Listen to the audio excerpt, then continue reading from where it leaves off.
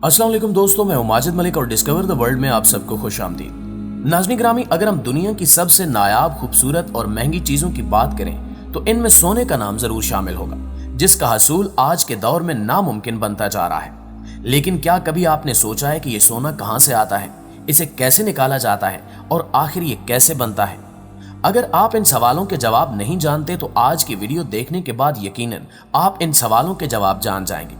लेकिन इससे पहले आपसे ये गुजारिश है कि अगर आपने अभी तक हमारे इस चैनल को सब्सक्राइब नहीं किया तो जल्दी से कर लें, क्योंकि हम आपके लिए आइंदा भी ऐसी ही वीडियोस लाते रहेंगे। दोस्तों, सोना निकालने के लिए सबसे जरूरी होता है कि उस जगह की पहचान की जाए जहां सोना हो सकता है। इस जगह की पहचान करने के बाद मुकम्मल मशीनरी के साथ जायजा लिया जाता है और देखा जाता है कि क्या इस जगह से निकलने वाला सोना इखराजात पूरे कर सकेगा।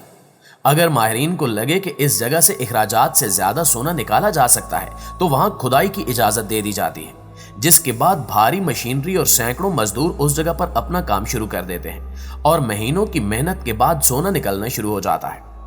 वाज़ेह है कि दुनिया में सोने की सबसे बड़ी कान जनूबी अफ्रीका की वेट वाटर स्ट्रैंड बेसन है, जिसके बारे में कहा जाता है कि दुनिया में अब तक निकाले गए सोने का 30% सिर्फ इसी कान से निकाला गया है। इसके अलावा दुनिया में दीगर बड़ी कानों में चीन की एम पॉनिंग कान, ऑस्ट्रेलिया की सुपर पिट और न्यू माउंट बोडिंगटन कान, इंडोनेशिया की ग्रासबर्ग कान और अमेरिका में रियासत नेवाडा की कानें शामिल हैं। दुनिया में सबसे ज्यादा सोना चीन निकालता है और इसके अलावा कनाडा, रूस और पेरू भी इस फहरिस्त में शामिल हैं। माहिरीन का कहना है कि दुनिया में नई कानों की दरियाफ्त हो रही है, लेकिन शाज़ो नाज़री ऐसी कानें मिलती हैं जिनमें सोने के बड़े ज़खायर मौजूद हों। बड़े पैमाने पर कानकुनी करना आसान काम नहीं है और इसके लिए बहुत पैसा और वसाइल चाहिए होते हैं, जैसे मशीनरी और माहिरीन जो इन कानों में काम कर सके। आज दुनिया में 60% कानों का काम जमीन से ऊपर की कानों पर होता है, जबकि बाकी काम जेरे जमीन कानों में।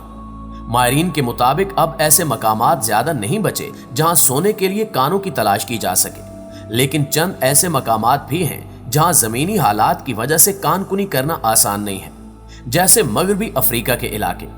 सोने की कानकुनी करने वाली कंपनियों का कहना है कि वो 2 तरीकों से सोने की मिकदार का अंदाजा लगाते हैं। पहला ऐसे कि वो सोना जिसे मौजूदा कीमत के एतबार से निकालना मुआशी तौर पर सूदमंद हो, जबकि दूसरा वो सोना जो मजीद तहकीक के बाद मुमकिना तौर पर सूदमंद हो या उसकी कीमत मजीद बढ़ जाए। जेरे जमीन सोने के बारे में अमेरिका के इदारे जियोलॉजिकल सर्वे का अंदाजा है कि अभी 50,000 टन सोना जेरे जमीन मौजूद है।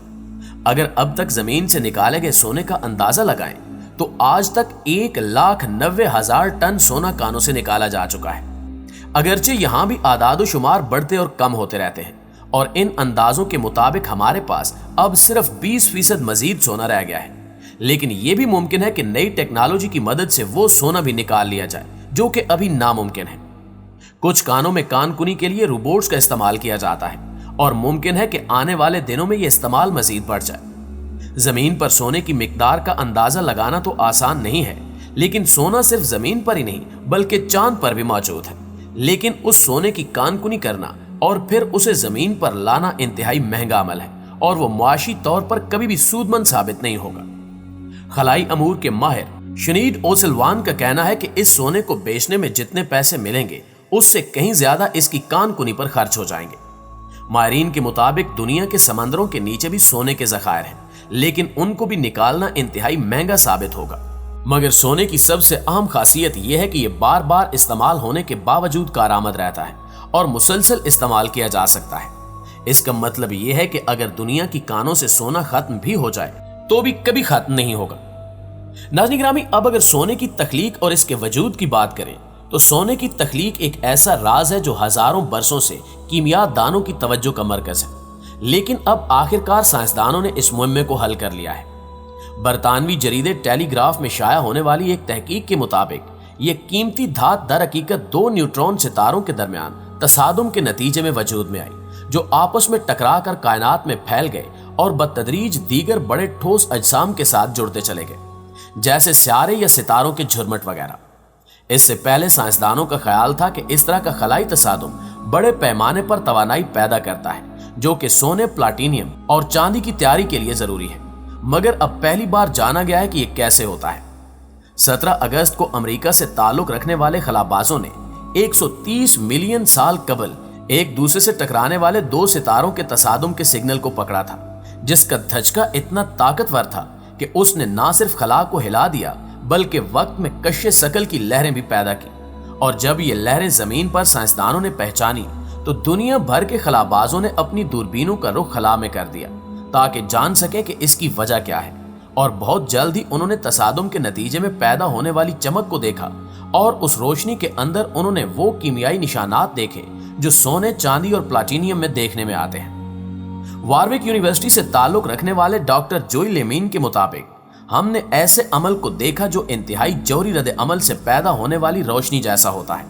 और उसने हमें बताया कि भारी धातें जैसे सोना या प्लाटिनियम दर हकीकत इन सितारों के अरबों ज़र्रात में से एक है।